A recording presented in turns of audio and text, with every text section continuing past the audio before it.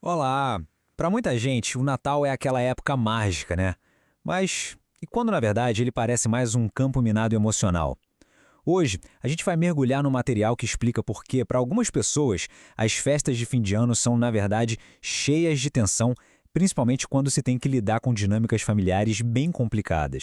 Para começar a entender isso, a gente precisa olhar para um conflito central, uma coisa que define toda essa experiência: o paradoxo do Natal. Basicamente, é a distância gigantesca entre o que as festas deveriam ser e o que elas realmente são em certas famílias. E olha só, esse slide aqui mostra isso de um jeito muito claro. De um lado a gente tem o ideal, união, amor, família.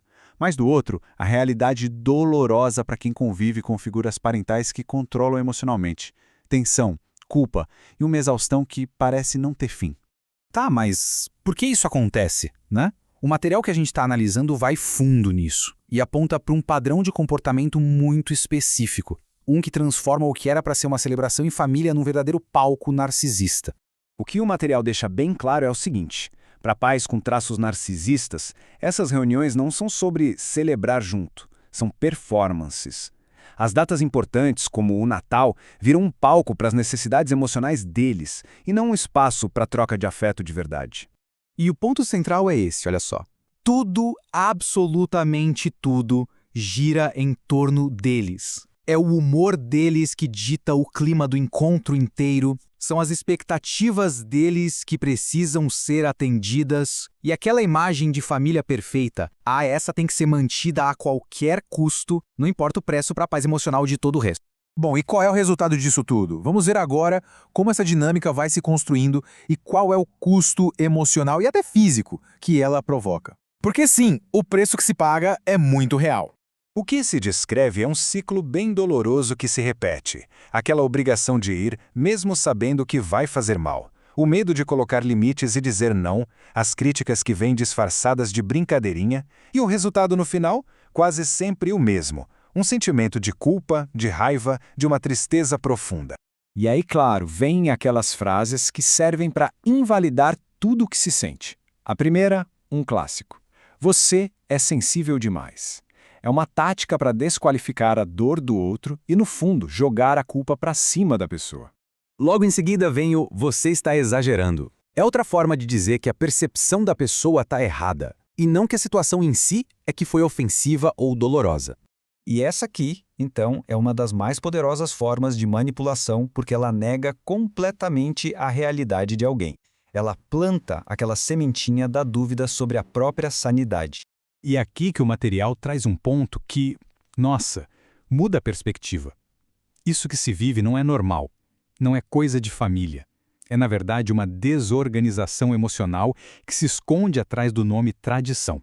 E tem mais, a fonte destaca uma coisa fundamental, aqueles sintomas físicos que aparecem antes dos encontros, sabe? O aperto no peito, a insônia, a dor de cabeça. Isso não é exagero, é o resultado concreto das experiências passadas. É o corpo se lembrando daquilo que a mente tenta com muito esforço esquecer. Ok, então, com esse cenário em mente, o foco muda. O que fazer? Se ir a esses encontros for inevitável, o material sugere algumas estratégias bem práticas para, pelo menos, reduzir os danos. São passos práticos mesmo para se proteger. Primeiro, reduz o tempo. Chega, marca presença e vai embora antes de o clima pesar. Segundo, evite temas polêmicos. Não adianta entrar em debate. Terceiro, e muito importante, não espere validação. Ela provavelmente não vai vir e a culpa não é sua. E por último, tenha uma estratégia de fuga. Se o ambiente ficar tóxico, tenha permissão para sair. E isso nos leva a uma ideia fundamental. Colocar um limite não é ser agressivo, não é falta de amor. É uma necessidade. É um ato de maturidade e de proteção da própria saúde emocional. Mas e quando nem mesmo essas estratégias são o bastante? Para algumas pessoas, a cura de verdade só começa com a distância. E tomar essa decisão de se afastar exige olhar de frente para sentimentos muito fortes, como a culpa, que muitas vezes acaba paralisando. E esse slide aqui é muito poderoso porque ele bate de frente com aquela vozinha interna da culpa. A escolha de não ir não é maldade, não é ingratidão. Pelo contrário, é um ato de autoproteção, é maturidade, é escolher finalmente não se machucar mais. E no fundo, a gente está falando de uma diferença crucial. Um amor que exige que uma pessoa se anule para existir Bom, isso não é amor. O nome disso é controle. Mas depois de tudo isso, existe um caminho para reconstruir as coisas, para criar novas experiências mais saudáveis? Sim, existe. E é sobre esse processo de cura que a gente vai falar agora. E entender isso é o que vira a chave. A dor de verdade não vem da ausência física de um pai ou de uma mãe. Vem da ausência do que era essencial. Se sentir em segurança, ter os sentimentos validados e, claro, respeito. E a grande notícia, a parte cheia de esperança, é que o poder de criar essa segurança emocional agora pertence ao indivíduo, com consciência, colocando limites e, principalmente, tendo a coragem de fazer escolhas diferentes. É totalmente possível reconstruir essa base.